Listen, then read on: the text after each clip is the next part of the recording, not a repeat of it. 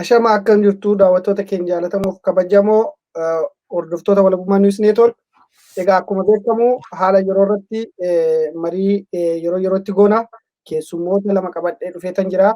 Keessummoonni kiyyasi Mustafaa Amantee fi Bilisummaa Tasgaraati. Kun sooshaal miidiyaa irratti namni wallaaleen jiru warra mirga dhala namaaf walabummaa Oromiyaaf qabsoo gochaa jiran halkanii guyyaa wareegama qaqqaalii baasaa jiranidha. Baga nagaan dhuftanii waamicha kiyya dhageessanii walabummaa News Network irratti yaada keessan uummata Oromoof ibsuudhaaf dhufuu keessanii fi baay'een gammadee jira yoo yaajanne.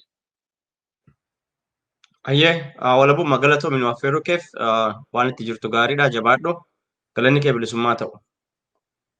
Ayyee egaa affeerraa nu gootee dhimma Oromoof Oromiyaa irratti yaada akka kennannuuf nu dhiyeessuu keetiif baay'ee galatoomi isin jechuu barbaanna.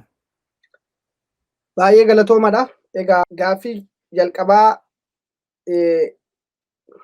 bilisummaa irraa hin eegala hangafa sii taa'ee yaada Mustafaa dhiifamaa wajjiniini. Egaa akkuma beekamu yeroo ammaa kana keessatti biyyi Itoophiyaa jedhamtu irraan abidda jalaan abidditti qabatee jira. Bara 27 guutuu garuu uummata Oromootti qabatee jira. Abiddi kun immoo cehee gara Itoophiyaa walumaa gala Itoophiyaatti qabatee jira. Fakkeenyaaf waggaa 2 guutuu lixa Oromiyaa fi kibba Oromiyaatti jiddugaleessa Oromiyaatti abiddi qabatee dhaamuu hin dandeenye waggaa 2 guutuu rakkoo hamaatu ture jechuudha. Kanumaa wal qabatee TPLF aangoo gadhiisee gara biyya isaatti yookaan immoo gara qe'ee isaatti deebi'uurra bakka isaa Abiy Ahmad bu'ee Abiy Ahmad waggaa 2 yeroo akka biyya bulchu carraa argatee ture jechuudha. Mee kanaafi egaa Abiy Ahmad aangoo qabatee naannoo Tigraay irratti lola banuu isaa hundi keessanuu ni beektanii. Mee bu'aan inni akka mootummaa Itoophiyaatti yookaan immoo akka uummata Itoophiyaatiif injifannoon inni baatii lamaan kana Tigraay lolee cabsee argamsiise akka biyyaatitti wanni inni biyya sanii argamsiise maaliin bu'aa waraana kanarraa uummanni Itoophiyaa fayyadame yookaan immoo mootummaan Itoophiyaa fayyadame jettu ni jira. Gara bu'aa isaa sana shallaquufitti otoo hin seenin dura Itoophiyaan kun maalidha isheen maal keessas jirtidha utuu ilaallee gaariidha akkaataa isheen uumamtes Oromoon yeroo mammaaku namni fanxoon qabee yoo himatu ta'e qorichaan argatu fanxooma isaa wajjin du'a maaliif fanxoo bakka isheen bakka rakkootti namatti biqilti waan ta'eef yoo himattee qoricha dawwaan arganne achumaan duuta. Itoophiyaan qoricha yookaan dawwaa ishee barbaachisu otoo hin argatin fanxoo isheetiin qabamtee utuu dhukkubsattu waggaa 150 turtee fanxoo kanaan du'uudhaaf deemti amma dhidhitataa jirti lubbuun keessaa bahuudhaaf. Ofuma diraamaa miidiyaan qabataniiti warri nafxanyootaa waggaa 150 hundee isaanii lafatti gadi qabatanii ikonomii biyya sanaa eenyummaa biyya sanaa kan keenya jedhanii saamaa turaniin miidiyaarraa har'a kunoo gadi ba'anii wacaa jiru malee Itoophiyaan du'uudhaaf dhidhiitataa jirti. Qabsaa'onni gameeyyiin Oromoos wareegama hedduu qabsoo bilisummaa Oromoo keessatti kaffalan bilisummaa Oromiyaaf walabummaa Oromiyaaf gatii guddaa baasan Oromoo miliyoonaaf kumaatamaan of jala hiriirsanii mooraa qabsoo sanaa keessa gabbisuu keessatti iddoo gurguddaa qaban har'a Itoophiyaa malee duunee argamna jedhanii mooraa qabsoo Oromoo dhiisanii mooraa qabsoo Itoophiyaatti yeroo isaan ce'an kufaatiin Itoophiyaadhaa daranuu itti ammaachaa jira malee bu'aan achirraa argamu tokkoyyuu hin jiru. Maaliif gaaffii saba guddaatu waggaa 150 hin deebine. Saba silaa guddatee biyya sana keessatti iddoon olaanaa kennamee fi kabajii isaaf barbaachisuuf akka baay'ina isaatiif akka qabeenya isaatiitti ulfina isaaf barbaachisu kennamuufi malutu tuffatamee gadi dhiitamee irra ejjetamee eenyummaan isaa irraa mulqamee kara deemtuuf warra eenyummaa hin qabneen wanti hundi isaa irraa fuudhamee jiraataa jira. Sabni kun immoo waggaa 150 harkan kennadhu jedhee qabsoo hadhooftuutu walirraan kutiin geggeessaa waan jiruuf Itoophiyaan gara duutti deemaa jirti. Maaliif nama yoo dhaqanii handhuura isaa qaban namni socho'uu hin danda'u. Handhuura har'a gaanfa Afrikaa sun keessa jirtu keessaa biyyi impaayera Itoophiyaan jirtu sun handhuurri biyyattiidha akkuma jirutti iyyuu Oromoodha. Dinagdeen kan keessaa maddu, beekumsi kan keessaa maddu, Wanti hundinuu kan keessaa maddu teessumni Afrikaas haa ta'u imbaasonni addunyaadha kan isaan keessatti daangulan handhuura biyyattii kan taate Oromiyaadha jechuudha. Oromiyaan har'a handhuura biyyattii ta'uudhaan dhukkuba eelaatti taatee jirti jechuudha. Kanaaf gaaffiin uummata Oromoo waggoota dheeraadha deebii waan hin arganneef impaayirri Itoophiyaa sukkummaaf ololaaf yookaan immoo afaan faajjii kana keessaa baatee kan isheen fayyuu dandeessu yoo uummanni Oromoo sabni guddaan kun kabaja isaaf malu argate qofadha. Yoo kanaan achi Itoophiyaan utuma akkasumatti dhidhiittattu lubbuun ishee gaafa keessaa ba'e akka nama xaarmuzii caccabee bakka 100tti caccabuudhaaf deemti. Akka Sooviyeet Hibreetii yookaan immoo warra Raashaan iddoo 100 meeqatti caccabdee biyyoota 6-7 taate akkas ta'uudhaaf deemti jechuudha. Kanaaf har'a Oromoon maal godhuu qaba? Oromoon qe'eensaa akka inni hin goolabamneef, qe'eensaa akka inni hin miidhamneef, manni isaa akka hin diigamneef Oromoon walitti yaa'ee mooraa tokko jala taa'ee gaaffiisaa gaaffii tokko waliin gaafachuu qaba. Afaansaa afaan tokko waliin dubbachuu qaba. Gaaffii siyaasaa gaafatu gaaffiin siyaasaa gaaffii qixa ta'e gaaffii Oromoo gitu gaafachuu qaba malee gaaffii Oromoo hin ginneef Oromoo bakka hin buune dhaqee yoo gaafateef addunyaa cinallee yoo dhaqe Oromoo xiqqeessa qabsoo bilisummaa Oromoo lafarra gootota malee bu'aa qabsoo Oromootiif fiduun qabu. Kanaaf Itoophiyaan ofumaa dhiphataa jirti. Gaaffii Oromoo deebisuu dhiisuudhaan miidiyaa qabataniiti warri nafxanyootaa miidiyaaraan uummata addunyaa sossobaa jiru. Ofii isaanii of sossobaa jiru. Biyyoota ollaa sossobaa jiru. Garuu sabni guddaan gaanfa Afrikaa sabni Oromoo qaaniif yeelloo hamaa keessa jira. Kana keessaa Oromoon kan bahuu danda'u immoo yookiin dubbii fixatee haasa'ee addaan waliin bahu yookaan immoo lolee fincilee aangoo giddugaleessaa sana harkatti deeffatee gaaffii uummanni Oromoo waggoota 100 gaafachaa ture sanaaf deebii kennudha. Kanaaf Itoophiyaa dhidhiittattu kana keessatti Abiyyi akka barbaade shaafolaa jira. Yoo barbaadu uummata Oromoo shororkeessee uummata Oromoo komaandi poostii irratti labsee waggaa 2 guutuu daa'ima ola deemaa waggaa 2 hanga jaarsa waggaa 80 ajjeesee hidhaatti guuree haadha Oromoo dararee durba Oromoo gudeedee qe'ee Oromoo barbadeessee mana Oromoo gubee loon Oromoof qabeenya Oromoo hundumaa barbadeessee gaafa dubbiin harkatti jabaattee aangoo giddu galeessaa kana jabeessee qabatee bulchuudhaaf warri karaa kabaammoo warri karaa kaabaa jiran warri Tigireen aangoo isaatiif yeroo isaan isa sodaachisan uummata Oromoo cinatti dhiisee immoo gara kaabaa deeme lolatti bane jechuudha. Lola amma Tigireetti bane kana keessaa bahuu hin danda'a, bahuu hin danda'u. Abadan jarri kun waggaa utuu Abiyyi garaa haadha isaa keessaan dhalatin qabsoo fincila yookaan immoo qabsoo waraanaa ticichanii gammoojjitti galanii uummata isaaniif qabsoo jalqaban jechuudha. Abiyyi bara sana iyyuu hin dhalanne. Har'a waggaa 45 ta'eera, Abiyyi har'a waggaa nama 43 ta'anii jedha. Bara sana waggaa 45 dura gammoojjii Tigraayitti galanii saba keenya bilisoomsina jedhanii kan isaan gammoojjitti galan. So har'a isaan Maqalee dhiisanii yoo isaan ba'an istiraateejii waraanaaf saba isaanii baraaruuf jecha uummata keenya miidhaarraa eeguuf jecha jedhanii warshaan keenya qabeenyi keenya akka hin gubanneef jedhanii Maqalee gadhiisanii yoo isaan gammoojjii gara ol baqatanii gara kaabaatti ol baqataniyyuu Abiyyi of goomsaa jira malee qabsoon isaan inni galee kun hin xumuramne. Qabsoon isaan jalqaban kun kana boodadha. Ijoolleen Tigireedha keessa gadhiisanii fi ba'an malee baadiyyaan naannoo Tigraay lola hamtuu keessa jira jechuudha. Namoonni isaanii biyya alaa kanatti guyyaa yartuu gidduutti 1.something million reesdii godhan jechuudha. So kanaaf of goomsaa jira, mo'adheen jira, kana godheen jira jedha. Waan tokkoyyuu Maqalee gadhiisee fi ba'ee Maqaleen immoo istiraateejii waraanaatiif gadhiisanii ba'anii saba isaanii baraaruuf jecha gadhiisanii ba'anii qabsoon gammoojjiidha hin jalqabne. Abiyyi immoo kana keessa damdammatee jalaa ba'uu hin danda'u. Addunyaan irratti duulaa jirti. Biyya ollaa irratti duulaa jirti. Sudaan wajjin lola hamaa galanii jiru karaa naannoo Amaaraadha. Qabeenyi hamaan naannoo sanaan qisaasamamaatu keessa jira. Warri Eertiraa dhufanii lafa isaanii karaa kaabaadhaa dhufanii lolanii Tigiree rukutanii cabsanii gara Abiyyiin gargaaran qabeenya isaanii tokko utuu hambisiin mana diiganii warshaa diiganii fudhatanii deemaa jiru. Isa kanaaf Ameerikaan gadhiisaatii ba'aa yoo hin baatan ta'e rakkoo keessa galtu ittiin jedhaa jirti. Kan nama gaddisiisu infoormeeshiniin naannoo sanarraa dhufaa jiru kan nama dhibu warshaa naannoo sana jiru hundumaa guuranii fuudhanii deemaa jiru. makiinaa isaanii isa caccabaa isa bara dargiidhaa saamanii dargiin dhiisee fi deeme silaa namichi sun addunyaa wajjin quunnamtiin qabu ikoonomiin isaanii du'ee jira. Makiinaa caccabaatti fidaniitti Tigraay keessaa qabeenyaa guuranii Eertiraatti baafataa jiru. Isa kana addunyaatu odeessaa jira. Uummanni ijoolleen Tigraay kanarraa dubbachaa jiru. Abiyyi lola hin xumuramne calqabee jira. Isa kanaaf herrega isaa akkamitti gadi buufna kan jedhu gara boodaatti itti deebi'uu dandeenya. Baay'ee galatoomii egaa obboleessa koo Mustafaa atis gaaffiidhuma kanaan gaaffii lammataan si gaafadhaa. Isa kanarratti waan irraa hanqateetti guutaa.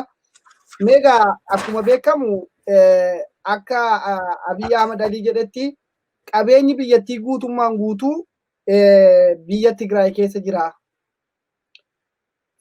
Kanaaf qabeenya kana fakkeenyaaf waan inni qabeenyi biyya sana keessa jira jedhee yeroo hedduu miidiyaa irratti gadi bahee dubbachaa ture. Qabeenyi naannoo Tigraay keessatti mootummaan Abiy yookaan immoo namichi biyyan bulchaa jira ofiin jedhu kuni mee maalinni wanni eegii Maqalee to'annoo jala oolche wanni achitti isaan qabanii uummatatti agarsiisanii kunoo isa kanaaf kan isaan lolaa turre isa kana uummatarraa saamanii biyyarraa saamanii magaalaa guddoorraa gara magaalaa xiqqootti dabarsanii gara yookaan immoo naannoo isaanitti dabarsan kan jedhuu fi miidiyaadhaan iddoo adda addaa deemanii agarsiisaa jiru. Mee kana gubbaa irratti yaada maalii qabda Mustafa? Galatoomi walabummaa obboleessi kan koo waan baay'ee kaasee ture. Asirratti wanti ni xiqqoo itti dabaluu barbaadu wanti baay'een illee hin jiru. Amala Abiy Ahmed xiqqoo waa tokko jechuun barbaada. Abiy Ahmed amalli isaa afaan wayii qaba inni. Afaan wayii gaafan siin jedhu akka nama afaan Oromoon dubbatu afaan Amaariffaan dubbatu hiikoo biraa qaba. Abiy amala isaatiin yoo ajjeese na ajjeesan jedha. Yoo rukute na rukutan jedha. Gaafa inni kolfuu bu'aa akka jiru irraa beekuudha wanti barbaachisu jechaadha. Gaafa Abiy waa injifanne namichi kun dhugaa dubbachuuf yeroo baay'ee deddeebi'ee illee dubbatu inni kun ogummaa jaraa keessa galuu ta'a. Matumti isaa nagaa ta'e nama shakkisiisa. Amma paarlamaa irratti dheengadda gaafa wal ga'u gaafa paarlamaa irratti waltajjii akka waan teekinooloojii guddaa qabu wayii taasisaa ture dhimmoota baay'ee keessa galee dhimma waraana naannoo Tigraay kana. Achuma irratti maal jedhee jalqaba misaayiliin meeshaan waraanaa gurguddaan parsantii 90 ol naannoo Tigraay akka jiru ifa godhee ture.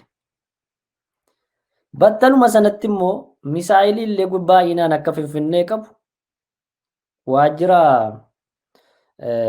ministeera raayyaa ittisaa seentanii dhuftanii magaazina isaanii jechuudha. Kuusaa meeshaa isaanii sanaa daawwachuu dandeessu jechaa ture warra paarlamaati. Maaliif nuti hin fayyadamne? Amalli isaa maanni gaa waraanuma kana jalqaba eenyu akka jalqabe waan beeknu qabna. Amala isaati waan ta'eef jechuudha. Amma inni baay'ee jajjabaatee waraana kana injifannoo gurguddaa arganne goota keenya maal keenya jedhee inni waraana kana dhaadessu parsantii waraana kanaa irra guddaan biyya sana keessatti akka fee namatti agarsiisaa jechuudha. Kanaaf asirraa wanti nuti hubannu wanta addaan jiru. Inni meeshaa inni amma fakkeenyaaf naannoo sana keessaa yookiin akka waan jiruutti yookiin akka waan biyya eegaa jiruutti qabu pileenii isaanii akka gubate argaa turre taankii gubate meeshaa gaafa jarri TVdhaan mul'isan argaa turre qabeenyi isaanii guutummaa guutuutti achi keessatti akka barbadaa'e namatti mul'isa. Waraanni kun immoo maa inni agarsiiftuu waraana kanaa immoo maali kan jedhuufi dhugaa dubbachuufi waraanni kun kanaan dura jarri wayyaaniin TPLF kanaan dura yeroo gabaabaa keessatti ariitiidhaan injifatanii amma isaan goduriitti deebuudhaaf deemani malee tooftaa waraanaa guutuu fayyadamanii osoo waraana kanatti deemaniiru ta'e naannoodhuma Tigraay daangaan ga'u ture Abiy Ahmed yeroo kanatti.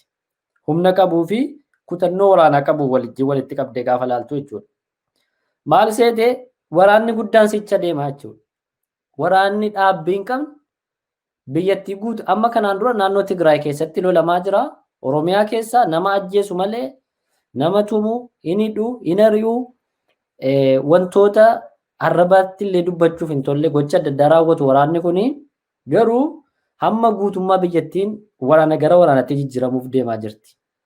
Waraanni achi keessaa sun naannoo isaa sanarraa bahee waraana kana gara naannoo biraatti babal'isee biyyattii nagaa dhowwuudhaaf adeemaa jira. Kun yeroo gabaabaa keessatti waan ijaan agarru ta'uu danda'a jechuudha. Egaa asirraa maal hubattaa? Namni Oromoo gante eessattiyyuu akka isheen hin milkoofne. Eenyu yoo ta'e diina keessaas haa ta'u, diina laas haa ta'u, Oromoo irratti dhiibbaa yaadda taanaan dhugaadhuma jirutu dhugumanni qabu sanatu sin baasuu jechaadha. Kanaafi waraana inni yookiin meeshaa adda addaa naannoo sana jira jedhee ittiin dhaadatu wanti nuti waan agarre irraa ragaa bahuu dandeenyu gubatee akka badee fi barbadaa'ee akka bade arguu dandeenya jechuudha. Namichi kun amma abidda keessaa bahuu hin dandeenye keessa galee jira. Abidda keessaa gar tokkotti socho'uu hin dandeenye. Maaliif biyyoota ollaa wajjin nagaa dhabaa jira. Kun addunyaatti ka'aa jirti. Uummanni guddaan, sabni bal'aan, sabni silaa waan hunda haguugee fi da'oo ta'uu fi danda'u erga irratti dammaqee shira isaa baree mootummaa kanarratti dhiibbaa gochuu jalqabee waggaa 2 lakkoofsiseera jechaadha. Kanaaf Abiyyi Ahmad shiranni tate isumatu deebisee isatti qabee lolli kun immoo lola baay'ee lola hamaa keessa galuuf adeema. Lola baay'ee ho'ee jalqabee gara waraana bal'aatti adeemaa jirudha malee lola guyyaa 15 inni ittiin dhaadatu sana kan taane asirraa hubachuu danda'uu qabna. Ani asirratti kanuma jedheen gara boodaatti mata duree biraa irratti walitti deebine gaariidha yeroo keenya wajjin. Haa ta'u egaa akkuma silaa gaaffii tokko kaastee turte waan gaaffii na keessatti uume jaalbilisumma. Maalinni warra ollaa wajjin wal lolaa jiru isin lameen iyyuu amma kaastaniitu addunyaan isitti ka'ee jira jettanii fakkeenyaaf ollaan itti ka'uudhaa fi ollaan amma isaan isa ollaa miti isa addunyaan ittiin lolaa jirtu iyyuu aktiivistoonni warri PP namoonni gurguddaa kan jedhanii gargaarsa keessa wajjiniin hallayyaa seenaadha isiniin kadhannu kan jedhanii sadarkaa piroofeesaraatu barreessanii tiwiitarii irratti kan isaan gadhiisan jira. Mee kanaan wal qabatee akka mootummaatti otoo hin taane uummanni achi keessa jiru sun sababii murna of ijaaree hawaasa miliyoona 150 garamitti deemaa jira. Hireen hawaasa kanaa maal ta'a? Somaaleen lola itti bantee jirti. Achirraan Somaaleenii fi Keeniyaan wal dhabanii jiru. Asirraa Suudaaniin, achirraa Eertiriyaan biyyi kuni lolli kun iddoo kana hunda gahaa jira. Isaan immoo deebiin isaan kennaa jiranii hallayyaa seenaa jechaa jiru. Isaan amma dhuguma waraana qabnaa, meeshaa gahaa qabnaa jedhanii akkasitti dhaadachaa jiru moo uummatuma kana ficcisiisuudhaaf ajandaa biraatu duuba jira kan jettu yaada qabdan mee kanarratti maal jettan? Dhimma lolaa sana keessaa otoo hin bahin gabaasii dhiyaate jedhanii miidiyaa irratti kaleessaa galgalaan kan arki tokko kan jedhu Abiyyi faa gabaasaa dhiyeessanii jiru jedhanii waraanni kaleessa walgahii godhataniiru waan ta'eef bilxiginnaan achirratti akka dhiyaatetti jedhutti gabaasa an dubbise sun maal jedhaa waraana 23,000tu Abiyyi faa jalaa du'ee jedha. Waraana 10,000 milishaa fi faannoorraa naannoo Amaaraati. Waraanni gara 6,000 ammoo poolisii addaa Oromiyaatii fi kan Sumaalee naannoo Kibbaati jedha. Inni kaan raayyaa ittisa biyyaati jedha kan dhume. Nama hedduutu reeffi amma funaanamuu dadhabuttidha jedhanii kan kuniyyuu gabaasa karaa filiitti qophaa'eeti jedha. Kanaaf maatii namni jalaa dhume kanaaf birrii Itoophiyaa birrii 50,000 akka kennamuuf murteessanii ka'an kan jedhu odeeffannoo barreeffama tokkorraa argee jira. Kana yoo ilaaltu waraana isaan guyyaa lamatti goolamna jedhan ilaali lubbuu nama hin barbaachifne lubbuu nama ammanaa itti gabbaru jechuudha. Kun maalirraa agarsiisa yoo jettu of dhiibuu fi of tuulummaa warra Amaaraa. Amma sitoonni kan Abiyyi kan dhimma biyya alaa gorsan Amaaraa kan mootummaa naannoo giddu galeessaa gorsan Amaaraa kan raayyaa ittisa biyyaa gorsan Amaaraa kan qabeenya irratti kan dinagdee irratti kan poolisii Finfinnee irratti waan hundumaa irratti amma kan hoogganaa jiranii warra Amaaraati. Olaantummaan Amaaraa kun immoo of tuulummaan waan guuteef of tuulummaan isaanii immoo yeroo hundumaa tuffii wajjiniin waan wal makuuf amma qabeenya hin barbaachifneef lubbuu dhala namaa gatii guddaanu itti ba'ee hin argamne akkanumaan qisaasaa jiru jechuudha. Lolli kun immoo akkanumaan kan dhaabbatu miti. Bor dargaggeessaaf dargaggeettiin naannoo biraa dhaloota biraa ta'an wareegaman barbaachifneef gammoojjii Tigraay keessatti dhumuudhaaf deemaa jiru jechuudha. Maqaa lu'aalaawwinnati yookaan immoo jaalala biyyaa jedhu.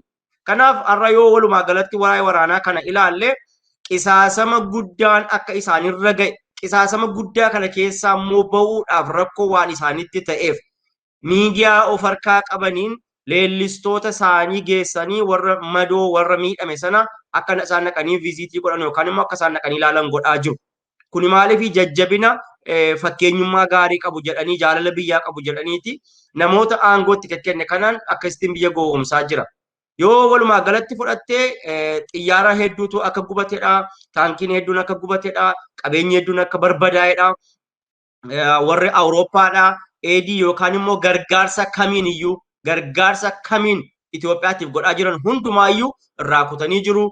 Ameerikaan akkuma isin quba qabdan walitti bu'iinsa Ijiptii wajjiniin seenan waa'ee haala gaabbayyaa irratti kanaan dura wantoota hedduu Itoophiyaatiif kennaa turte akka jirtutti akka dhaabdee jirtu beeksistee jirti. Isa qofaayyoo otoo hin taane bishaanumti Abbayyaa kun yaa'uu qabaa. Ijiptii bishaanni kun yoo jalaatii qabamee jiraachuuf dhabamuu irratti waan deemtuuf kun immoo mirga isaaniiti bishaanni yaa'uu qaba kan jedhuuni pirezidaantiin Ameerikaa erga gadi ba'ee dhaadate Itoophiyaa warri ofiin jedhan leellistoonni sirna nafxanyaa miidiyaa irratti gadi ba'anii goofandii banneeti bishaan keenya faa jallifanna waan akkasiifaa jedhaa turan. Goofandii isaan banan kun eessa akka ta'e illee hin beekan jechuudha. Eenyutu goofandii kana kenna doolaarii eessaa ittiin akka inni kennamu illee hin beekan. Of tuulummaa waan qabaniif waan hundumaayyuu tuffiitiif akka waan mandara keessaatti waan yaadaniif addunyaan alatti waan jiraniif rakkoo biyyattiitti deemaa jiru kanaaf itti gaafatama kan qabu lubbuu namaa ba'aa jiruuf itti gaafatama kan qabu Abiyyii fi warra jala deemtota sirna nafxanyaa leellisan warra bara dargii keessatti baqatanii biyya ormaatti galanii amma lubbuu horatanii gara qeetti deemanii ilmaan Oromoof ilmaan cunqurfamaa warra goolaa jiranidha. Kanaaf yoo walumaa galatti ilaallee Sudaan amma miidiyaa garaagaraa irraa dubbisuu dandeessu lola hamaa naannoo Amaaraa wajjiniin wal keessa galanii jiraniin lolli guddaa keessa akka jiranidha. Ol tuulummaaf of dhidhiibummaan warri nafxanyaa kun warri Amaaraa kun kaleessa walga'ii warri PP godhatan keessatti sagalee guddifatanii yeroo dheeraa fudhachuudhaan kontirool walga'ii sana godhanii PP warra biraarraa PP naannoo Amaaraa PP naannoo warra Kibbaa utuu hin jedhin warra ofii isaaniitti qopheessanii walga'ii sana ofii isaaniitti fixan kan jedhu odeeffannoon keessaan nu qaqqabaa jiru tokko jira. Innis akka inni odeessu jedhutti warra naannoo Oromiyaa tuffachuudhaan warra naannoo Beenishaangul tuffachuudhaan daangaa dabarree nuti daangaa Itoophiyaa yookaan jeequmsa naannoo Oromiyaatiif naannoo Beenishaangul Gumus Matakkalitti ta'aa jiruuf nutu tasgabbeessuu danda'a kan jedhuun waraana keenya galchinee tarkaanfii barbaachisu fudhanna kan jedhuun akka isaan dhaadataa turan kan nama dhibu warri naannoo Oromiyaa jecha tokkollee dubbachuurra akka sodaatan hidha kan dubbatamaa jiru.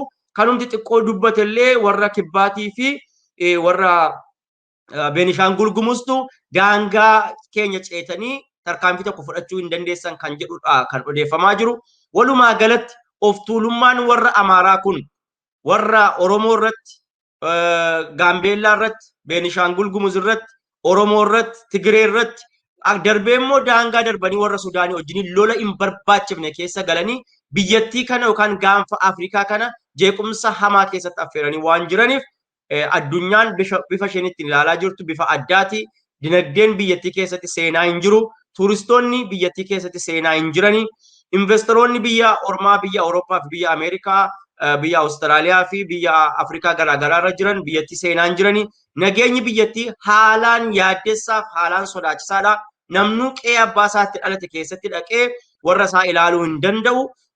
Rakkoo guddaatu jira. Daandiin karaa irratti bakka hedduutti nama to'atu nama gadi baasaniiti akka barbaadan qabeenya namaa saamu waraanaan biyyattiin bulaa waan jirtuuf walumaa galatti iyyuu addunyaan biyya Itoophiyaa jedhamtu karaa akka isheen itti ilaalaa jirtu baay'ee bifa tuffii ta'ee fi namichi kun akka wanta inni maraataa ta'e itti ilaalaa jiru malee akka biyya isteebil taatee biyya of dandeesse taatee biyya walaba taatee ilaalaa hin jirani. Akka waan maraatuun tokko biyya tokko jeeqaa jirutti ilaalaa jiru. Hojiin biyyi fudhachaa jiru, tarkaanfii inni fudhachaa jiru, tarkaanfii inni waraanaan biyya nan bulcha jedhu siizinii kooti yookaan lammii kooti jedhu irratti tarkaanfii waraanaa xiyyaaraaf lafoodhaan inni fudhachaa jiru baay'ee addunyaa naasisee waan jiruuf walumaa galatti sodaa guddaatu gaanfa Afrikaa keessatti calaqqisaa jira. Galatoomi daawwattoota keenya jaalatamuuf kabajamoo kun kan daawwachaa jirtanii qophii marii qeerrooti.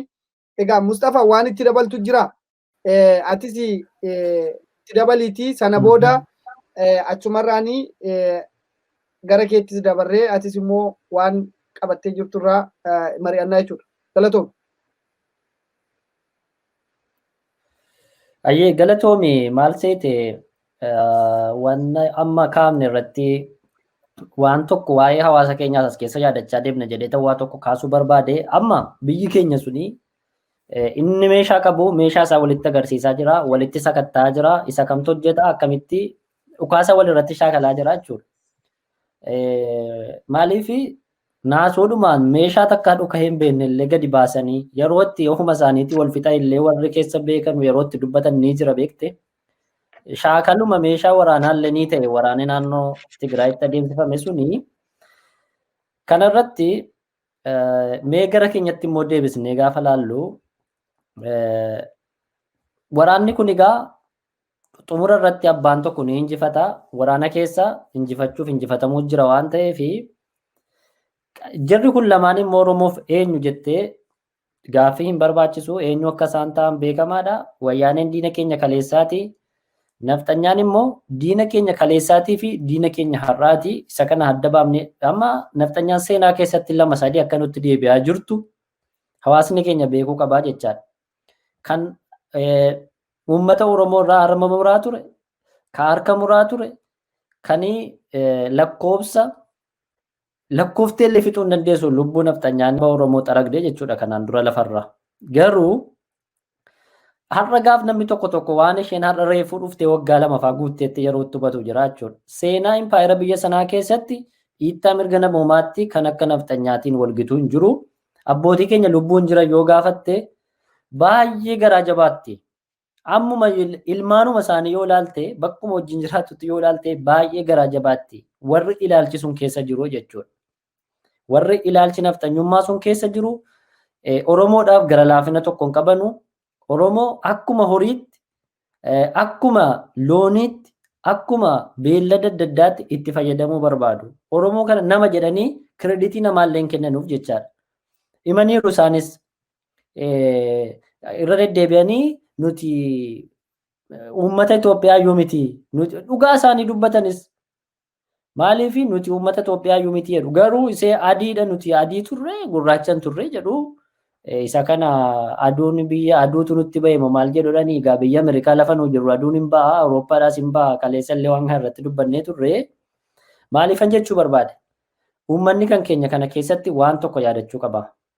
Amma maal gochuu qaba hawaasi keenya maal keessa jira egereen hawaasa keenyaa maal ta'a amma fakkeenyaaf uummanni kan keenya hayyuu keenya ilaaluu danda'a dhugaadhaa hayyuun rakkoodhaaf furmaata fidaa dhiphinaaf furmaata fidaa gabrummaadhaa fi tooftaa ittiin namni qabsaa'ee bilisummaa mataasaa gonfatu bifa barruutiin bifa adda addaatiin karaa miidiyaatiin hawaasa qaqqabsiisuu danda'a waama eeggatamuu qabudha. As keessatti garuu uummata kan keenyaa irra deddeebi'ee waggaa meeqa kan namni baay'een irratti illee waliin galle humna isaa jabeessuudha. Uummanni keenya humna isaa yoo jabeeffate addunyaa kana keessatti sabni uummata kana gitu hin jiru. Addunyaa kana keessatti fakkeenyaaf himee fudhadhu biyyoota adda addaa uummati Oromoo miliyoona 60 erga jenneeti kanumti diinni nuu lakkaa'ee biyyoota Afrikaa keessaa baay'ina uummataatiin miliyoona 60 gadi kan ta'an meeqatu jiru. Biyyoota addunyaa keessaa miliyoona 60 gadi kan ta'an meeqatu jiru. Bal'ina lafaatiin haga Oromoo kan hin geenye. Baay'ina uummataatiin qabeenyaan humna nama barateetiin diinagdee adda addaatiin haga Oromoo kan hin geenye biyya mataa isaanii ta'anii jiru. Amma maal seete dhugaan si'anu biyyoo amma fakkeenyaaf faranjiitti gaafa himattu rakkina akkasiin irra ga'e jettee rakkoo Oromoo kana dhugaan si'anu. Amma kan jira Tigraay kuni baay'ee populaar ta'ee dubbatamaa jira addunyaa keessatti. Maaliifi saba xiqqoodha humni guddaan humni biyya bulchu saba xiqqoo kan dhiituu akka danda'u yaada isaaniitti of amansiisanii beeku silumayyuu. Oromoon gaafa himatu an saba bal'aadha an saba guddaadha ofiin jedha garuu akka saba guddummaa isaatti akka bal'ina lafa isaatti kabaja takka argatee hin beeku. Kabaja argachuu fi humna isaa jabeessaa deemuun keenya gaariidha. Namoonni baay'een jaarmiyaa Oromoolee jechuu ni danda'u. Jaarmiyaa Oromoo jabeessuu filannoo bilisaa jedhu biyya sana keessatti filannoon gaggeeffame Oromoon akka waliigalaatti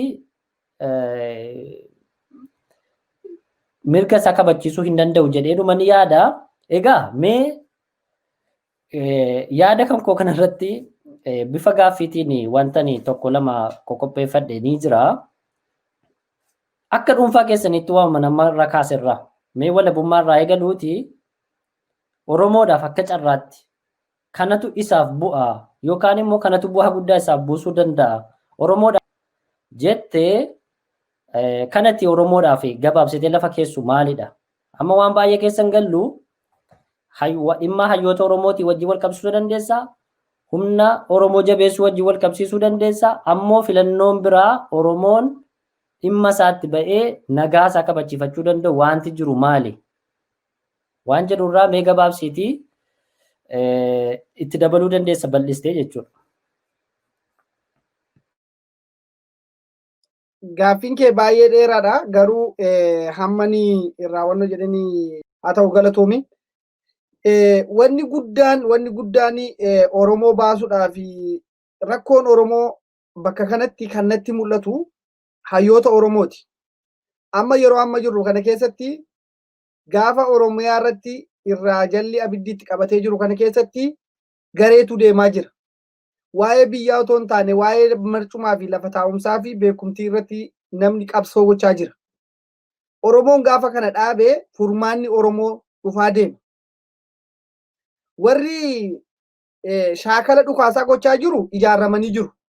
Inni dhukaasus inni itti dhukaafamus inni itti dhukaasus ijaarramee jira. Sirna nafxanyaatiin ijaarramee doolaara miliyoona 3 walitti qabanii jiru. Otoo ji'a 3 guutin. Kuni nama ijaarametu doolaara miliyoona 3 walitti qaba. Warra naannoo Tigraay yoo fudhattee har'a biyya alaa kana keessaa birrii guddaa maddisiisaniiti waa'ee garee miti miidiyaan isaanii tokkodha. Warri laayivii waraabu isuma miidiyaan haasa'u haasa'a. Doktorri isaanii fi piroofeesarri isaanii isuma inni haasa'u isuma laayivii irratti haasa'amu warri sunis haasa'a gabaasan isaanii tokkodha. Kanaafi inni kaleessa ija gaarreeffataa wallaalaa ture har'a wal hammatee waliin dhaabbatee waliin deemaa jira. Maaliif waa'ee biyyaati waan ta'eef waa'ee Tigraay irratti wanni wal dhabsiisu hin jiru. Tigrummaan keenya jiraachuu qaba, aadaan keenya, afaan keenya jiraachuu qaba kan jedhanirraan kan ka'e yaada garaagarummaa dantaa dhuunfaa qabaachaa turan. Ani aangoon arganne, ani sooromne, ani biyya alaa hin deemne jedhanii warri wal gaarreeffachaa turanii har'a hundi isaaniiyyuu obboleessa ta'aniitu waliin baadiyyaa fi magaalaa Tigraay keessaa lolaa jiru.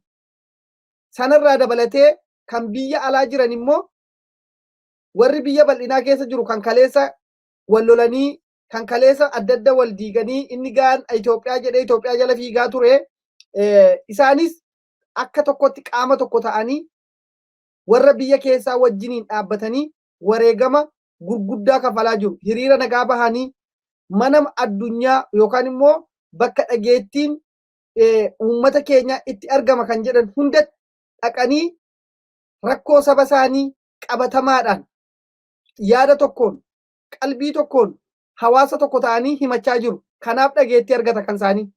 Kanaaf yeroo hundumaa ijaarsi waan jiruufi wal jala deebi'anii tokkoon diiguu inni tokko haasa'ee isuma sana jabeessanii dubbatu.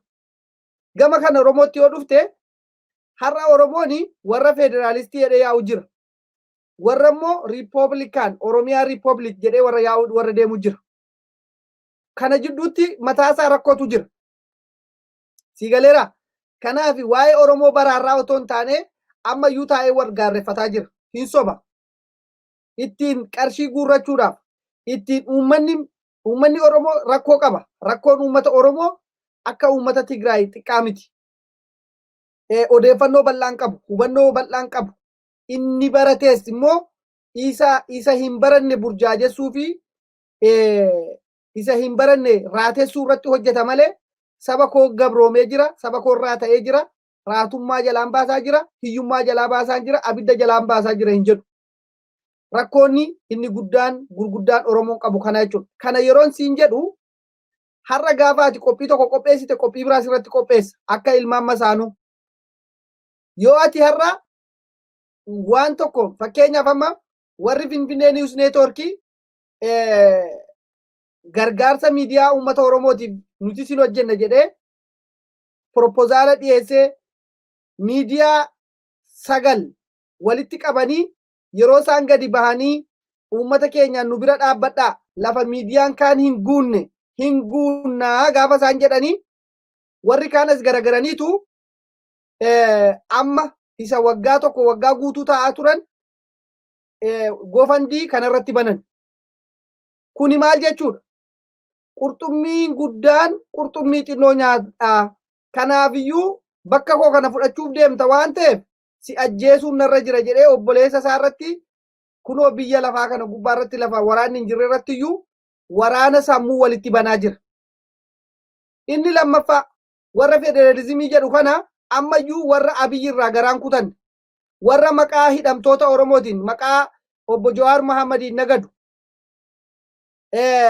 lafa taa'umsa isaanii fi otoo Jawaar mana hidhaatii bahee waan amma Jawaar Abiyyi gochaa jiru kana fudhatee jennaan warra waliin fudhatu warra ejjennoon qabne warra kaleessas waraana bilisummaa Oromoo helikooppitariidhaan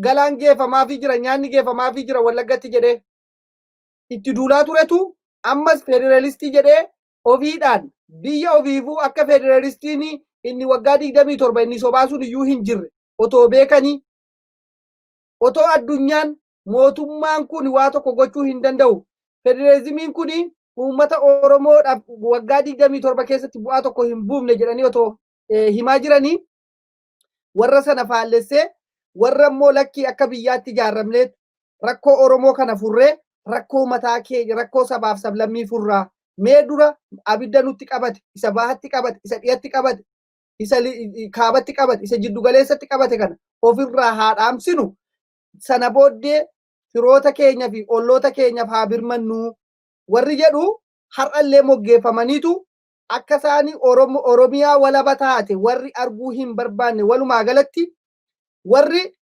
federalizimii kan TPLF sana isuma sana deebisanii TPLF ta'anii warri biyya bulchuu barbaadan ni jiru. Warri angootti deebi'uu barbaadan ni jiru. So rakkoo gurguddaan jiru Oromoon fala kana keessaa yoo falate bahaa jechuudha. Gabaabsee wanni nani jechuu barbaadu isa kana gama biraatiin warri federalistii jedhu kuni waa'ee waraana bilisummaa Oromoo yoo itti kaaste alaarjiitti isaan qaba. Miidiyaa irratti wanni isaan hin gabaasu miidiyaa irratti. Maaliif miidiyaa irratti gabaasu ittiin birrii guurrachuudhaaf. Kunoo waraana gabaasaa jirra. Kanaan dura garuu waraanni kun hin jiru. Addi bilisummaa Oromoo guyyaa amajjii fi guyyaa goototaa suuraa waraanaa fidee birrii guuraa jedhanii warra adda bilisummaa Oromoo irratti duulaa turan jarri kun. Har'a gaa miidiyaadhaanii waraanni bilisummaa Oromoo kana godhe jedhaniitu ittiin birrii guuruudhaaf hojjetu. Garuu waraanni bilisummaa Oromoo waggaa 15 guutuu waggaa 27 kana guutuu wareegama kafalaa ture. Guyyaa tokkollee warri irra naanna'ee waraana kanaafi oolmaa gaarii nu ooltanii nuuf jecha duutanii jirtu galatoomaa nuuf jecha qaamaa hir'attanii jirtu galatoomaa otoo hin jedhiniin isa du'e lafa keessatti abaaraa isa jiru akka inni mataasaa waliin qabanne mataasaa gadi qabsiisanii otoo inni harki irraa citee fi inni kola'ee jiru Lammaa fi Abiyyi irratti faarsaa turaniitu har'a deebisanii rakkoo hamaa keessa uummanni Oromoo otoo jiraachaa jiru isa kanaaf rakkoon kun ammayyuu warri federalistii jedhu kun rakkoo guddaa qabu. Ammayyuu qabsoo Oromoo sakaalaa jiru. Oromoon isa kana dhugaasaa walitti himuu danda'uu qaba. Walsoo uummata Oromoo baraaruu fi rakkoon Oromoo diina caala diina isa Oromiyaa dhiigsaa jiru caala warra hayyoota biyya alaa kana keessatti maadheffatee goofandiidhaan jiraachaa jirutu Oromiyaa irratti waraana banee jira. Diina kee isa alaa dhufu ofirraa dhorkita. Kanaaf fakkeenyaaf diinni bobaa jalaa bahu yookaan diinni mana kee keessa jiru isa kamtu fira keetiif isa kamtu diina keetii gargar baafachuu hin dandeessu. Isa kanaafiyyuu ammayyuu qabsoon Oromoo inni dhiigni dhangala'aa jiru inni manni Oromiyaa keessatti halkanii guyyaa gubachaa jiru kuni akka gatiin argannee warra dura deemu jira. Warra akkuma Abiyyi wajjiniin ture warra kaleessa Raabaadorii irratti turetu warra bari bilxiginnaa ta'eetu as garagaree maal dhabdanii bilisoomnee jirra jechaa jira. Jaruma kanatu wal qoode bara. Ammas warri wal qoode kun wal gaarreeffachaa jira. Malee dhugaa jirtu sana irratti hin baane. Rakkoon Oromoo waraanni bilisummaa Oromoo nagada ta'e alaabaa adda bilisummaa Oromoo hin qabatina. Guyyaan goototaa guyyaa fiikshiniidha warra jedhaa turetu har'as deebi'ee dhimma kana gubbaa irratti haasa'aa jira. Isa kanaafi dhimmi kuni balleessinee jirra. Mee kaleessa shanee jennee itti duullee jirra. Uummata kara kanaan deemu deeggarree wajjiniin deemna jechuu dhiisaniitu noo isin hin beektanii nutu beekaa. Ammas har'as qabsaan isaanum kan kaleessa uummata Oromoo hallayyaatti naqee isaanidha. Oromiyaa abidda itti qabachaa jiru kana daaspooraa Oromootu akka abiddi itti qabatu Oromootti godhe. Nafxanyaan har'a shanee jettee waraana bilisummaa Oromoo fi uummata Oromoo ajjeesaa fi uummata Oromoo saamaa uummata Oromoo arrabsaa jirtu kuni kan maqaa baase dura warra asirra miidiyaarra sooshaal miidiyaarra taa'ee arrabsaa turetu shaneen akkasidha jedhee afaan hiikee shanee jechuun akkas jedha jechuudha afaan Amaaratiin hiikanii afaan Tigreetiin hiikanii warra afaan hiikaa turantu har'allee sabboonaa fakkaatanii qabsaa'aa fakkaatanii uummata fuuldura dhaabbatanii birrii guuranii akka Oromoon tokko hin taane akka waraanni bilisummaa Oromoon deeggaramne kanarratti hojjechaa jiru jechuudha. Oromiyaan haalli ishiin keessa jirtu haala baay'ee nama yaaddessaadha. Haala baay'ee akkaan malee nama Oromoo yoo waraana kana jabeeffate malee hayyoonni Oromoo warri kaleessa balleessan yoo isaan miidiyaa kanarraa bu'anii warra kaleessa isaan mormaa ture sanaaf carraa kennanii har'a Abiyyi isaanii Abiyyiin wanni isaanii waan jechaa jiraniif Abiyyi maaliif mormu isaan? Isaanuu warri Abiyyi qeequ kun har'a bar kaleessa Abiyyi wajjiniin ture. Nu warri adda bilisummaa Oromoo shaneedha jedhanii hayyoota Oromoo fakkeenyaaf har'a namoota doktoroota hedduu kan isaan maqaa itti qubatti qabaa turan isin hayyoota isin beektota mee karaa isin ooftan kanarra deemnamaaf hin jenneen. Abiyyiin karaa kanatti deebii jedhanii Abiyyi kadhatu ofii isaaniitu waan kaleessa balleessan waan kaleessa godhan har'a balleessineerra jedhanii of duuba garagaranii namoota kaleessa isaanii wajjin lakkii obboleeyyan keenya kanan godhina jechaa ture sanii waliin mari'achuu hin dandeenye walii galuu hin dandeenye isaan naqanii Abiyyi wajjin walii galuu barbaadu. Abiyyi wajjin ta'anii mari'achuu barbaadu malee hooggantoota Oromoo beektota Oromoo waraana bilisummaa Oromoo wajjin marii gochuu hin barbaadan rakkoo guddaan jiru kanadha jechuu barbaadan. Dhiifama nan dheeresse baay'ee waan xiqqoo ishee immoo Galatoomii waa hunduma keenyarra naanna'ee egaa sa'aatii dhedheeresseeraanis atis xiqqoon dheeressite gara bilisummaatti darbeen booda yaada waliigalaa kennina sa'aatiin keenyas deemeera waan ta'eef bilisummaa irratti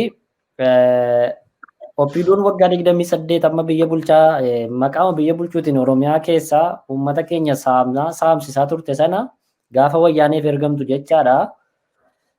Maqaaf haa ta'u malee abbootiin gadaa aarsaa guddaa kaffalaniiru qabsoo bilisummaa Oromoo keessatti abbootiin gadaa duraanii. Har'a garuu abbaan gadaa bara bilxiginnaa gadi ba'ee ilmaan Oromoof jedhee bosona keessa jiru Oromoof jedhee har'a filannoo dhabee hundi isaallee gara sanatti jadeeffatee jiru yeroo itti balaaleffatu argineerra. Kan biraa Oromoodhuma kana keessatti leelliftoota sirna Minilik yookiin sirna nafxanyaa walitti qabanii hiriira waraana bilisummaa Oromoo balaaleffannaadhanii miidiyaa hawaasaa isaaniitiin miidiyaa saatalaayitii irra jiru miidiyaa isaaniitiin baay'ee gabaasaa turan. Asirratti hawaasa Oromiyaa keessa Oromoos haa ta'u jallaa Oromoos haa ta'u jallaa Oromoos hin ta'in immoo jaruma Oromoo keessatti dhalate haa ta'u dhaabsisuun hin danda'amu ture. lafa Oromoo keessatti Oromoo balaaleffachuun kun agarsiiftuu maalii qaba waan jedhuudhaa fi dhimma abbootii gadaa kanaa fi waraana bilisummaa wal qabsiistee yaada kee asirratti osoo bal'istee irratti waa jette gaariidha. Yaada bareedaa kaastanii walabummaanis yaada bareedaa irratti bal'inaan dubbatte irra deddeebi'ee akka nuun taaneef garuu waan tokko ilaaluudhaa qabna. Oppiidiyoon waggaa 27 guutuu ashkarii jala deemtu TPLF'n turte biyya bulchaan turre biyya shororkeessaa turte malee. Uummata bulchaan turre guyyaa tokko uummata bulchuudhaaf karoora hin qabdu turte. Karoora isaan baasan akkamittiin uummata akka hidhan, akkamittiin uummata akka dararan, akkamittiin uummata kan akka hidhaatti guuran, uummata Oromoo dararaa hamaa keessatti akkamittiin akka galchan irratti hojjechaa turan. Isa kana maaliif gooftaa isaanii gammachiisuuf Mallas Zeenaawwii qajeelfamanni Arakiiloo keessaa baasu caffeen Oromiyaa hojiirra oolcha malee karoora hojiiyyuu hin qaban jarri kun. Jarri kun karoora ittiin biyya bulchan, karoora ittiin saba guddisan, karoora ittiin Oromoo impaawar godhan hin qaban of harkaa. Kan isaan godhaa turan uummata kana shororkeessaa turan Mallas Zeenaawwii gammachiisuudha. Har'a namni tokko informationii miidiyaa tokkorraa miidiyaa bashaarraa kan hin argadhe abbaa caffee pirezidaantii caffee Oromiyaa kan turee fi kantiibaa magaalaa Finfinnee kan ture Kumaan Dammaqsaa maal jedhaa jedhee dubbata. Miidiyaan kun kan inni dubbatu waggaa 10f 1991 amma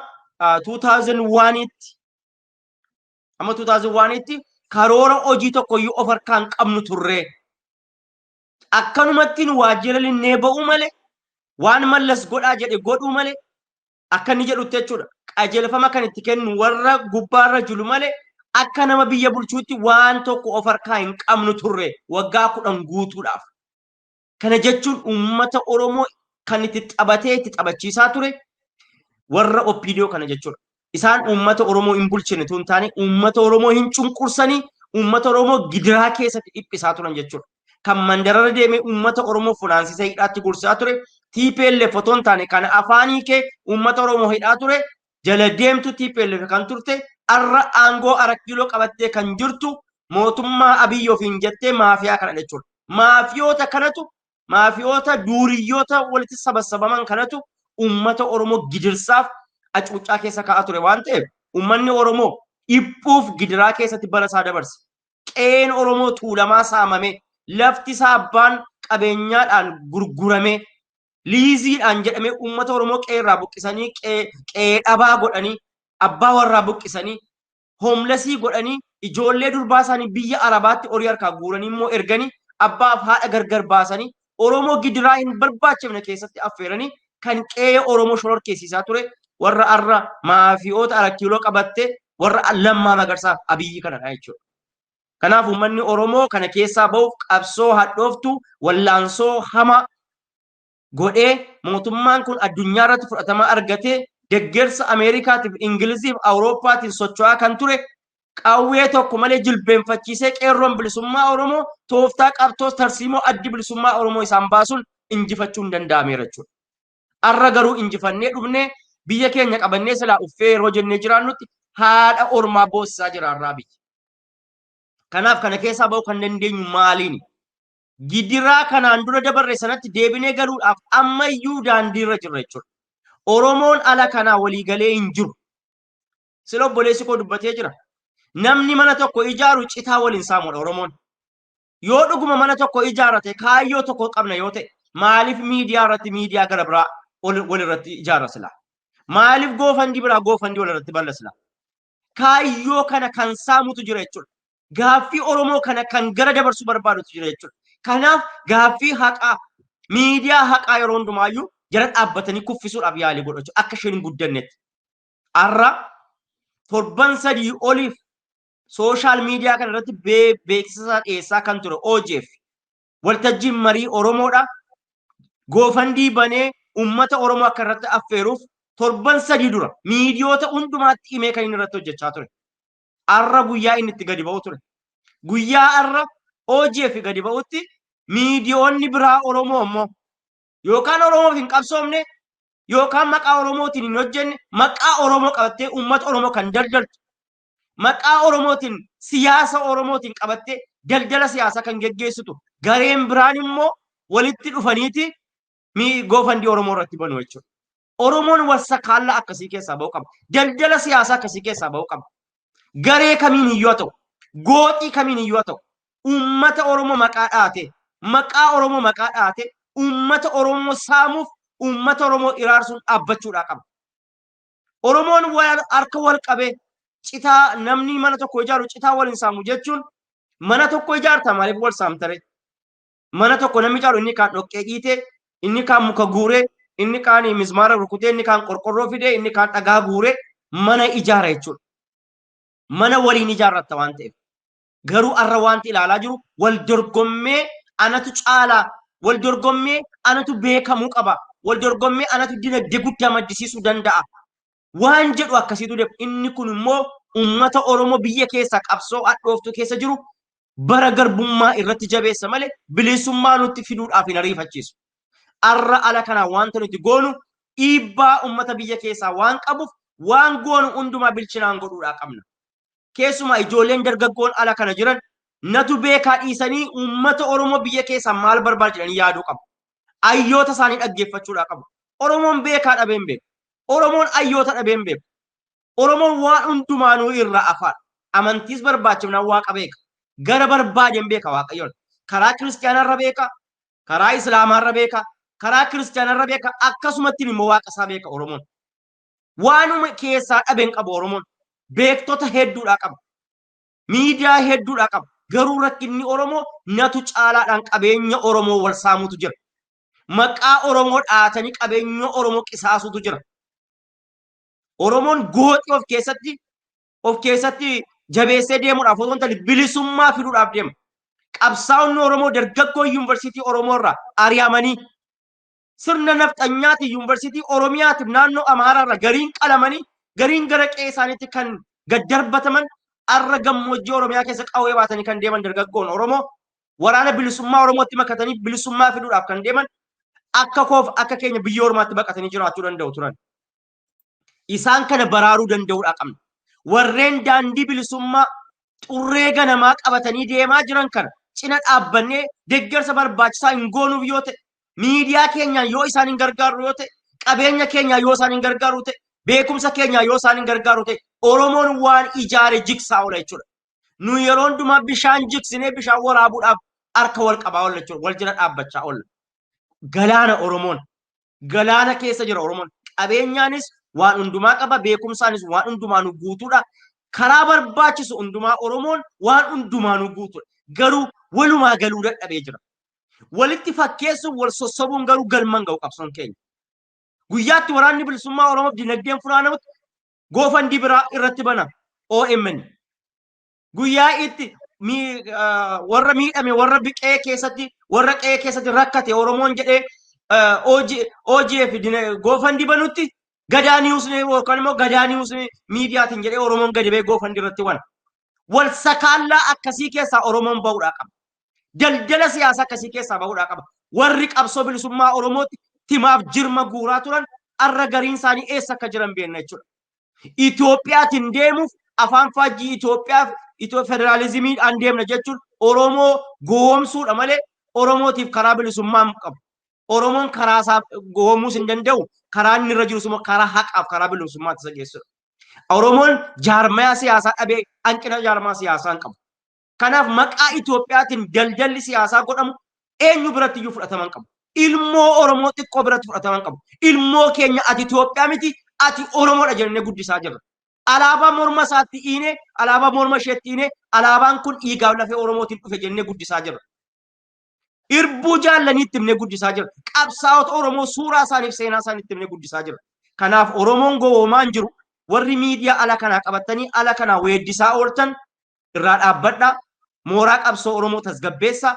Gaaffiin Oromoo kan inni galma ga'u gaafanii wal dhageenyadha. Garuu immoo yoo wal dhaga'uu dinneessu Oromoon falmatee waggaa turraa dheerata malee qawwee kaasee lolaa jira waan ta'eef gaaffiin isaa galma ka'a. Gara Oromoon itti deemaa jirutti adeemnu malkaa Oromoo jallisnee rakkina biraa keessatti waliin sakaallu sun jedhu dhaamsa dhaammanna.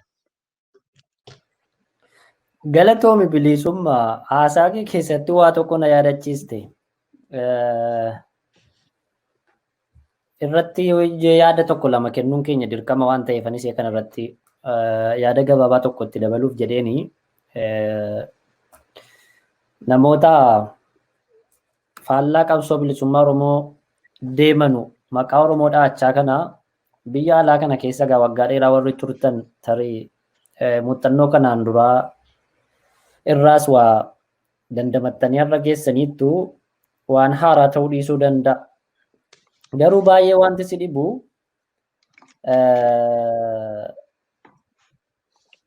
baay'ee waan nan ajaa'ibina dhiisuu dide keessaa yeroo tokko tokko namoonni maqaa Oromoo dhaachaa miidiyaa maqaa Oromootiin akka kanattiin gaafa Oromoo burjaajessuu irratti hojjetanii yoo ati gadi baatee dubbattes gareen jira kanaa garee bal'aa ittiin Oromoo diigan biyyoota adda addaa keessatti hundeessaniiru waan ta'eef tokkummaa Oromoo irratti kisaaraa yookiin miidhaa isaan fidantu waan caaluuf callisna yeroo baay'ee. Amma garuu asirratti waa jechuufani.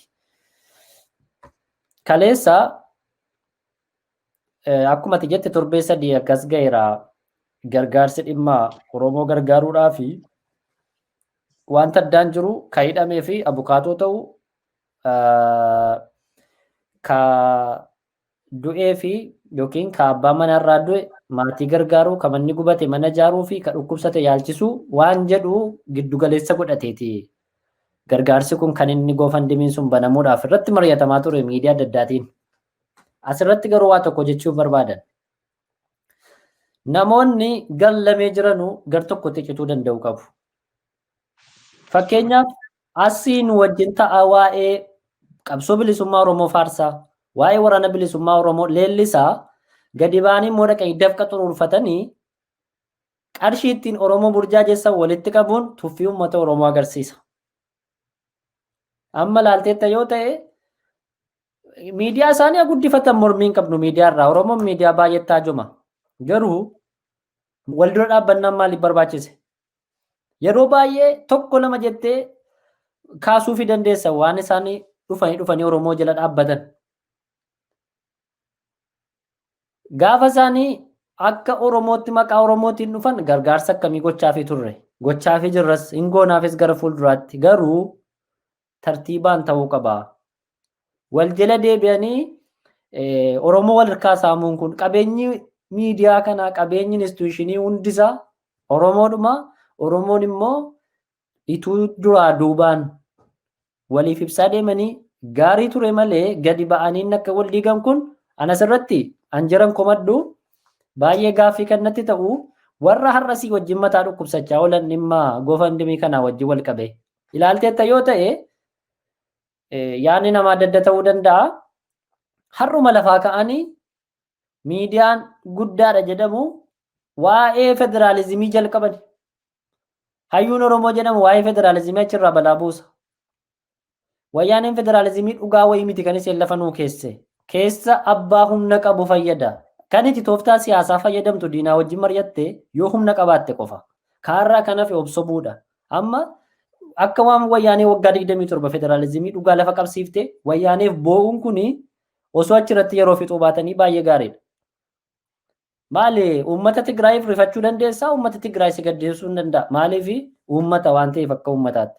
Garuu wayyaaneedhaaf bu'anii federaalizimii wayyaaneetiif ragaa ba'anii gadi ba'anii boo'uun kun humna ofii wallaaluu yookiin Oromoo wallaaluu yookiin humna Oromoo tuffachuu jettee lafa kaa'uu dandeessaa? Warra isin keessa ba'anii dhaqanii amma sagalee ta'aa jiran warruma ganama asii gargaarsa saba Oromootiif jedhanii asii mataa dhukkubsachaa oolantu amma immoo dafqa isaanii cobsanii achirraa dudubbachaa jiru jecha inni kun sirraa'uu danda'uu qaba. Adda baafachuu dadhabne amma namanu booda adduma wal baafachuu dadhabne gara bilchaate falfalachuu yoo ta'e immoo qabsoo Oromoo keessa hin jiru kun gara bilchaate falfalachuun salphina fida xumurrisa. Kanaaf akka kanatti yoo hubatan gaariidha jechuun barbaada. Gaaffii xumuraa tokko yaada xumuraa tokko kaamnee asumaan sagantaa keenya goolamna. Yeroo baay'ee leelliftoonni sirna naftanyaa silaa sanatti deebina. Oromoo fi Oromiyaa wanti jedhu badu malee Itoophiyaan nagaan argattu turanii amanu. Keessoonuma namaa ejjetanii jechuudha. Namichi Hayilee Gabrasillaasee jedhamu tokko dheengadda miidiyaa biyya sanaa irratti Oromoo fi Oromiyaan naga baddu jechaa ture. Achiyyuu nannuu miidiyaadhuma isaanii leelliftotuma isaaniitiin deddeebi'anii dudubbachaa turanii gurra keenya wanti dhageenye baay'eetu jira wanti dubbifnes Hacaaluu Hundeessaa dhugaa jiru dubbateeti kan inni jiraan ajjeefame. Dhugaa jiru dubbatee ajjeefame. Namichi kun garuu akka kanatti Oromoo cabsee qabeenyi isaa Oromiyaa keessa jira. Hammallee Oromoo saamaa jira. Qabeenyi isaa guutuun Oromiyaa keessatti jiraataa jira. Lammanni isaa Dinquu Dayyaasaa Bilxiginnaan kan isheen salphiste. Qabeenya isaa sana uummata Oromoo waan ni gargaaruuf rakkataa Oromoo qabsoo bilisummaa Oromoo keessatti gahee isaa waan ni bahuu fi irraa ari'anii baqataa godhanii biyya laallee geessanii amma garuu adeemsumaan gara hojiitti illee waan deebi'aa jiru fakkaata. Inni gaariidha. Isaan hojjetaniiru. Saamicha adda addaa hojii waggaa tokkoon kana dhaabbate kisaaraa gamii takka irra ga'e tilmaamuun nama rakkisuu jechuudha. Mee kanumaan waliin qabanii. Oromoon duubdeebii kana akkamitti kennuu danda'a? Oromoof Oromiyaan baddu malee Itoophiyaan hin jiraattu jechuun kuni maal jechuudha? Gabaabsi daqiiqaa 2 qofa tokkummaarraa daqiiqaa 2 fudhadheen gara bilisummaatti ceena. Baay'ee galatoomii. Egaa akkuma beekamu warri waa'ee wanni amma haasa'aa turre sun keessaa tokko kanuma jechuudha siigalee. Kana jechuu isaatti kan narraa jessu yookaan immoo nan dinqisiisu. Maaliif mootummichi Abiyyi Ahmad gaafa ol bahe akka sirna Minilikiin uummata Oromoo irratti ijaaru kana ifatti Oromootti himaa ture. Kana warra har'a federalistii warra har'a gadi bahee Abiyyiin mormu kanatti himaa ture. Namichi kun sirna nafxanyaa ijaaraa wajjiniin deemtanii harka rukutinaadhaa jennetti hiinee dadhabne. Gaafa sana wallaalaadhaa waa tokkoon beekuu warri adda bilisummaa Oromoo deeggaru kuni shaneedha jedhanii maqaa nutti moggaasanii biyya alaa kana keessatti gaafa sana shanee turre shaneedhaan maqaa shaneetiin nu xiqqeessaa turan. Har'a garuu Hayilee Gabrasillaasee yoo kana jedhe mee warri kaleessa Abiyyi Ahmad sirna Oromoo ijaaraa ilma abbaa gadaati jechaanii turanii har'a mee deebii taa kennanigaa. Isaan irraa deebii eegganna. Warra waraana bilisummaa Oromoo haa galu. Lolli nun barbaachisu. Waraanni nun barbaachisu. Kana booda poolisii tokko nuti waraanuma kan jedhame hin barbaannu warri jechaa ture deebii taa kennu. Kana nuti kaleessa dubbachaa turre. Maaliif maaltu na dinqisiisa? Akka aannoleen jiguudhaa deemu. Akka caliin calanqoo diigamu. Kana hunda dubbachaa turre. Wanni amma dhufaa jiru isa nuti kaleessa dubbachaa turredha. Kanaafuu anaaf raajii miti. Haa ta'u garuu uummanni Oromoo kan hubachuu fi beekuu qabu namoonni kaleessa Abiyyiif harka rabaa turan har'allee karaa kaleessarraa hin deebine. Bakkuma Abiyyiin kaleessa Abiyyii harka rukuchaa jiran har'a harka lafa jalaatiin kanuma hojjechaa jiran. Kanaafuu wanni federalizimii jedhamu uummata Oromoo hin baasu. Nafxanyaani kanaafi kan inni Oromoo beektee garaa Oromoo fi namni Oromoo baratee qabeenya biran darbu, dubartii biran darbu, birrii biran darbu. So kanaafiyyuu akka barbaadne goonadha. Amma Hayilee Gabrasillaasee kana waa'ee Dinquu Dayyaasaa kaastee jirti. Dinquu Dayyaasaa abbaa Oromooti. Oromoo miliyoonaan lakkaa'amu barsiisee kan inni gadhiise Rift Vaaliidha. Warra kanatu warra irra caalan isaanii dirree qabsoo jiru. Wanni isaan isatti duulaniif kanaaf. Wanni isaanii qabeenya isaa akka inni saamamu, akka inni ajjeefamu, wanni isaan barbaadaa turaniif kanaaf jechuudha. Dhaloota barsiise. Isa beelee nyaachise. Isa dhukkubsate fayyise. Hayilee Gabrasillaasee immoo wanni inni Oromoo keessa dhaabbatee Oromoo arrabsaa jiruufi Itoophiyaa ijaaraa jira. Sigalee akka Oromoon hin baranne, akka Oromoon magaalatti ol hin seenne, akka Oromiyaan hin jiraanne gochaa jira. Garaagarummaan jiru kana jechuudha. Kanaafuu gabaabsee yoo sii deebisee uummanni Oromoo warri ala jiran ammayyuu hayyoonni Oromoo kanarraa barachuu danda'uu laata. Hacaaluu Hundeessaa yeroo ajjeefamu waan amma inni jedhe kana hin jenne nama tokko irratti kan inni xiyyeeffatee dubbate. Saba guutuu dhabamsiisuu qabnaa kan jedhu Hayilee Gabrasillaasee qofa miti. Namichi tokkos jira Oromiyaa baandi lalitti taphattinaa maadara allebbatti kan jedhee dubbatu. Jarri kun nama tokko miti. Ijaarsa Minilik Harargee kan ijaare ka Shawaa jedhe, ka Arsii jedhe, ka Wallagga jedhe, kan eessa moggaase kuni abbaa gadaa miti bar. Miniliktu ijaare bar. Oromoon seelii kana of keessaa buqqiseera. Bilisummaa barbaannaa, walabummaa barbaannaa jedhe. Garuu yoo xiqqoo waa tokko aarree nuti Harargeedha jennaa, nuti Arsiidha jennaa, nuti Shawaadha jennaa, nuti Jimma jennaa, rakkoon keenya kana. Caasaan Minilik ijaaree nuyi warrummaan Oromoodha of barree jirra afaan keenya barbaannaa, Oromiyaa barbaannaa warri jedhu kunu lagatti deebi'ee laga keessaa of waama. Isa Minilik kaleessa achitti godoo Minilik ijaare sana keessatti of waama. Biyyi keenya tokko, afaan keenya tokko, Oromummaaf Oromiyaa irratti ijaaramna kan jedhu hin jiru. So kanaafiyyuu rakkoon amma gargaarsa namaafillee yoo godhan namni gandaan nama gargaaraa jira. Lagaan nama gargaaraa jira. Nama ganda isaa malee hin gargaaru. Nama amantii isaa malee hin gargaaru. Kana caasaa kana kan fide eenyudha? Minilik. Divide in the rule. So kanaafiyyuu innummaan warri amma haasa'anii asirra ba'anii waan jedhan kuni anaa fi waanii miti. Waa'een dinquu dayyaasis kanuma yoon gabaabsee siime yoon daqiiqaa koo irra dabarsuu baadhe galatoom. Galatoomi waan baay'ee kaasteetta bilisummaa asumaan irra deebi'uun barbaachisu gaaffichi faadhaati. Itti fufi. Ayyee gara dhuunfaa tokko kaafnee waan aayilee qofaa kaafnee waan walde Giyoorgis kaafnee waan haasofnu miti wanti Abashaa kuni waan walumaa galatti Itoophiyaa warra ofiin jedhanii gogaa waaroo jaldeessaa yookaan immoo waaroo waraabessaa uffatanii isa jiru dhokatanii uummata Oromoo qarxamsanii nyaataa turan kun hundi isaanii walumaa galatti caasaa nafxanyaa jedhu san jalatti warri hidhatanii jiran jechuudha. Obboleessi koo amma ture namichi tokko jira. Namichi kun maqaa Oromoo dhaataa naannoo Wallagga keessatti kan dhalate fakkaatu. Akka inni jedhutti galgala tokkotti Oromiyaa bakka 11tti kukkutanii borga nama gadi baasanii Oromoota amma aangoorra jiran hojii dhabaa gochuudhaa jedha. Akka abjuu isaatiitti. Abiyyi Ahimad kana godhee nu gammachiisuu qaba akkuma Jawaariin faa daffareedhaa galche akkuma TPLF lole kana gochuu qaba Oromiyaa diiguu qabaa jedha afaanii baase. Namichi gorsaan Abiyyi immoo afaanni Amaaraa akkuma afaanni Ingiliffaa Awurooppaa biyya Ingiliz biyya xiqqoo naannoo amma Amaaraan geenye keessaa ba'ee addunyaa keessatti guddate afaanni Amaaraa biyya addunyaa irratti gadi ba'ee guddachuudhaa qabaa jedha. Oromiyaa irrayyuu darbe biyya amma impaayera Itoophiyaa kana irrayyuu darbe. Kanaaf abjuun warri Amaaraa amma Abiyyiin qabatanii bololaa jiran kun abjuu sirna Oromoon dhufaa darbaa qabu. Sirni Oromoo kun sirna gadaa, sirna duudaa, sirna dimokiraasiin yoo adda ta'e. Dimokiraasii jechuun harka 51 jechuudha. Akka waan dimokiraasiin qulqulluu ta'etti Oromoon kan inni irraa dubbachuu barbaadu sirna gadaa wajjin wal qixxeessee. Sirni gadaa jechuun immoo harka 100 jechuudha. Oromoon qulqulluu ishee jechuudha. Harka 51 mootee nama 49 boossaa galtaa jechuudha.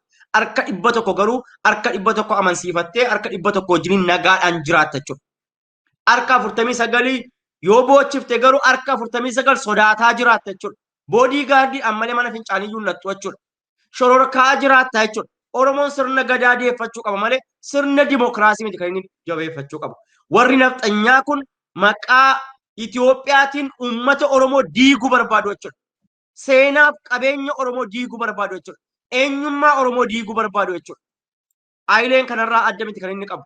Aayileen waggaa 27 guutuu Mallas Zeenaawii faa duukaa dure dimokiraasiin Itoophiyaa hin barbaachisu uummanni Afrikaayyuu midhaan nyaatee buluu qaba malee dimokiraasiin isa hin barbaachisu nama jedhaa turedha.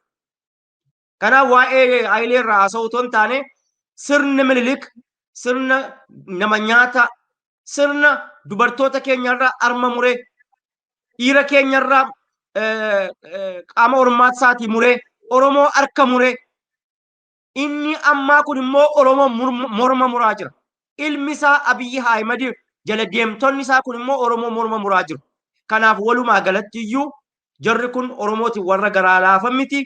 Warra Oromoo lafarraa barbadeessu balleessuu barbaadan qabeenya Oromoof lafa Oromoo qofaa warra barbaadan warra Oromiyaa irratti bal'atanii jiraachuu barbaadan isaan kanadha. Kana qofaa miti.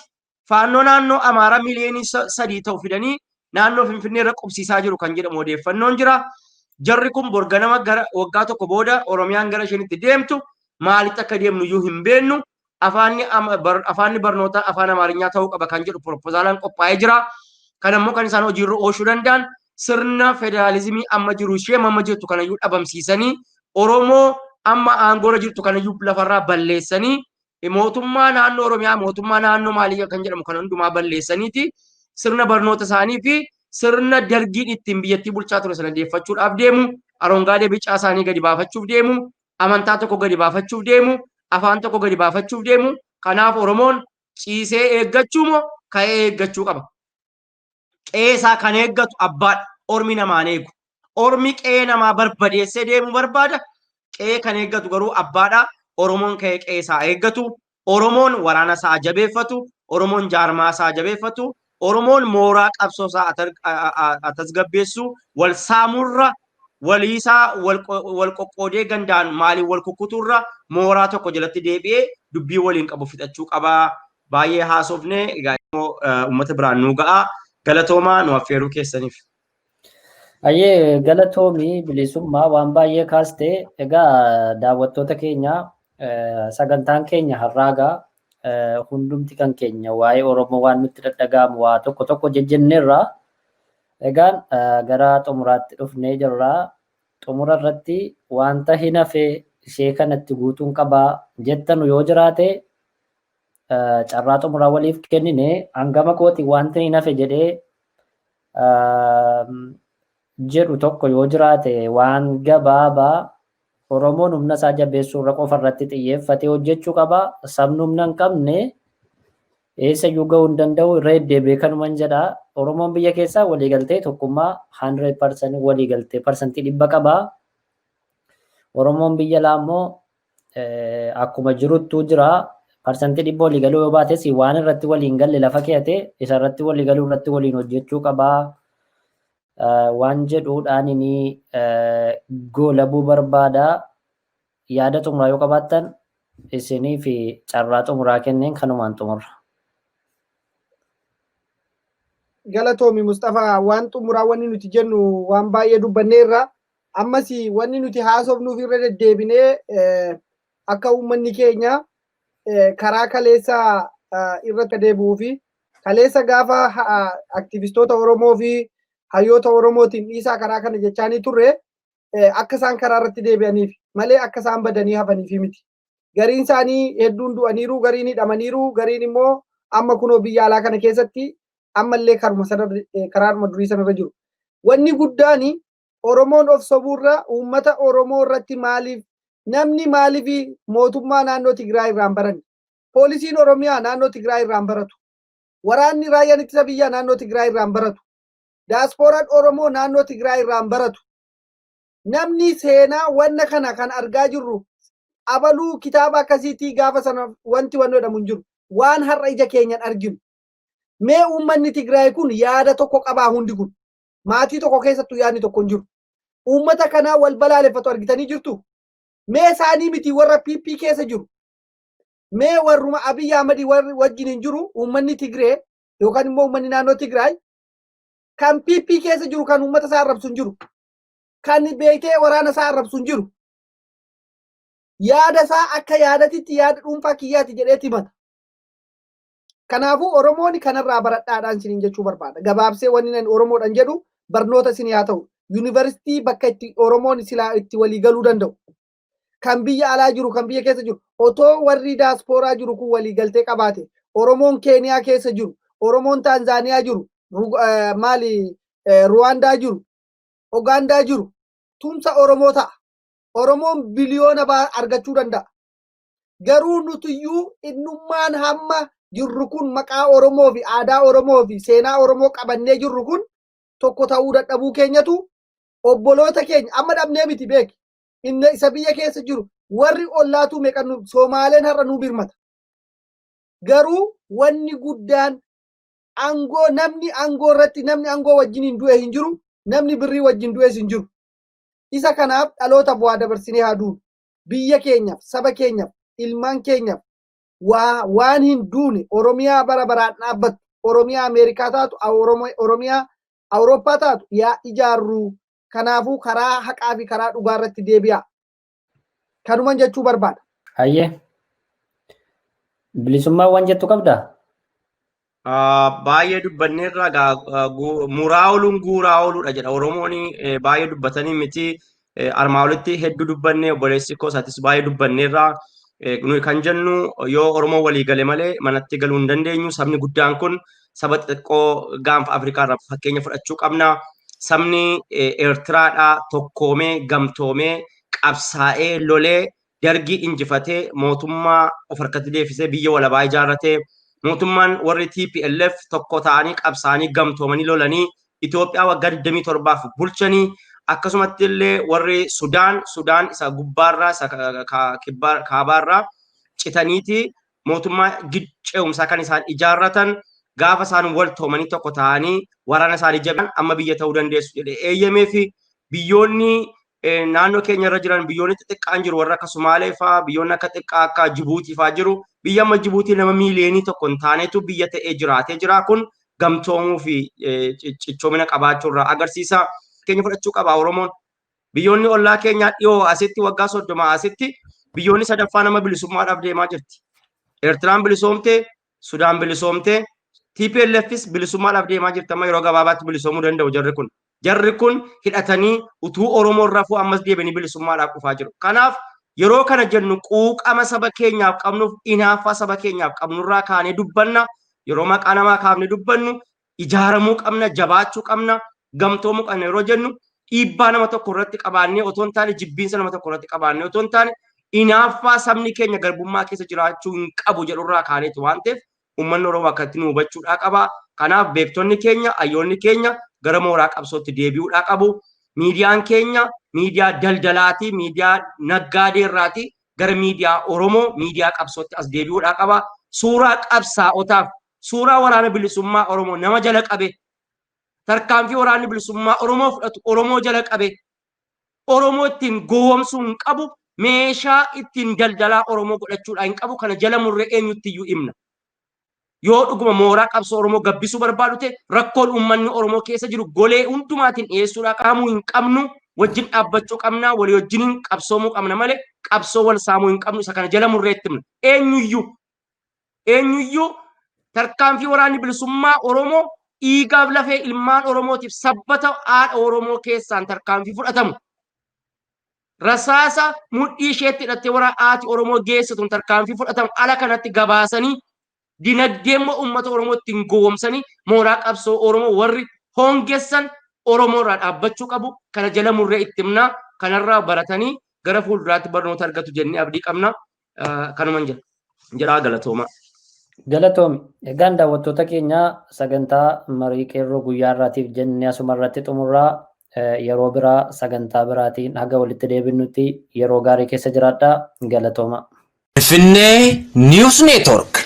Finfinnee News Network. Finfinnee News Networkiin aadaa, afaan, aartii fi seenaa Oromoo dagaagsa. sagalee uummataa ta'uun Qabsoo Oromoo daran finiinsuuf miidiyaalee Oromoo karaa adda addaan qabsoo sabichaa utubaa jiran kanneen akka sagalee bilisummaa Oromoo, Gadaa Miidiyaa Neetwoork, Kaayyoo Maltiimiidiyaa, Se'ifan Belbaal, Egeree News Network, Oromiyaa News Network, Voice of Independent Oromiyaa, Walabummaa News Networkii fi miidiyaa dhaddacha Oromoo, gaaddisa tokko jalatti gurmeessuun hojii eegaluufi Finfinneen handhuura Oromiyaati. Finfinnee News Networkiin argaa fi dhageettii uummataa ta'uun Bilisummaa fi walabummaa Oromoof Oromiyaaf hojjeta. miidiyaa uummataa Finfinnee News Network deeggaruun sagalee uummataa ta'uun dirqama seenaa habaanu Finfinnee News Network.